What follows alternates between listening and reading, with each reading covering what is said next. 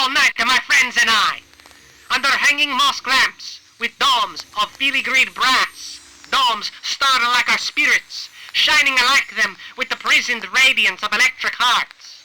4 hours we had trampled over atavistic ennui into rich oriental rugs, arguing up to the last confines of logic, and blackening many reams of a paper with our frenzied scribbling.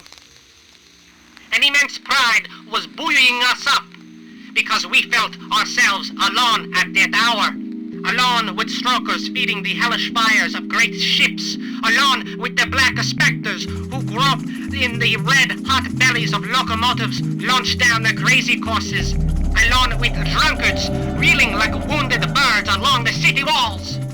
Suddenly we jumped, hearing the mighty noise of the huge double-decker trams that rumbled out by outside, and on we raced, hurling watchdogs against doorsteps. Dead, domesticated, met me at every turn, gracefully holding out a paw, or once in a while hunkering down, making velvety caressing eyes at me from every puddle. Let's break out of the horrible shell of our wisdom and throw ourselves like a pride-ripened fruit into the wide, contorted mouth of the wind. Let's give ourselves utterly to the unknown, not in desperation, but only to replenish the deep wells of the absurd.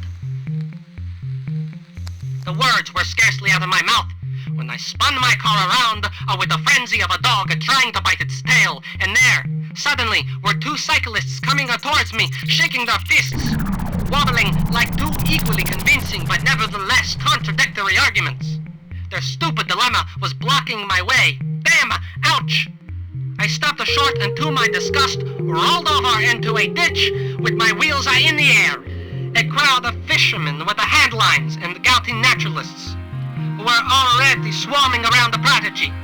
With a patient, loving care, those people rigged a tall derrick and iron grapnels to fish out my car. Like a big beached shark, up it came from the ditch, slowly leaving in the bottom like scales its heavy framework and good sense and its soft upholstery of comfort. They thought it was dead, my beautiful shark, but the caress from me was enough to revive it. And there it was again, alive again, running on its powerful fins.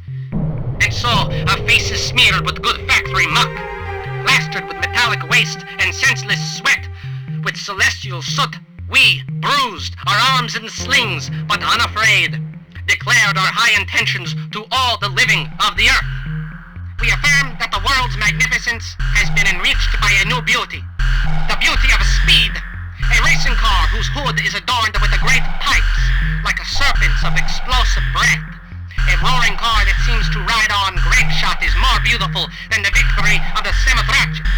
We will sing of the vibrant nightly fervor of arsenals in the shipyards blazing with violent electric moons, greedy railway stations that devour smoke-plumed serpents, factories hung on clouds by the crooked lines of their smoke, bridges that stride the rivers like a giant gymnasts, flashing in the sun with the glitter of knives, adventurous steamers that sniff the horizon, deep-chested locomotives that wheels paw the tracks, and the hooves and enormous steel horses riddled by tubing, and the sleek flight of planes whose propellers chatter in the wind like banners and seem to cheer like an enthusiastic crowd.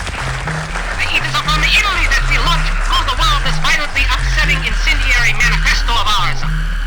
With it, today, we establish Futurism. In truth, I tell you that daily visits to the museums, libraries, and academies, cemeteries of empty exertion, calvaries of crucified dreams, registries of aborted beginnings, are for artists as damaging as the prolonged supervision by parents of certain younger people drunk with their talent and their ambitious wills. Look at us. We are untired. Our hearts know no weariness because we are fed with the fire, hatred, and speed. Does that amaze you? It should, because you can never remember having lived. Erect on the summit of the world, once again we hurl a defiance unto the stars. You have objections? Enough, we know them. We've understood. Our fine, deceitful intelligence tells us that we are the revival and the extension of our ancestors. Perhaps. If only it were so, but who cares? We don't want to understand. Woe to anyone who says those infamous words to us again. Lift up your heads. Erect on the summit of the world, once again we hurl defiance to the stars.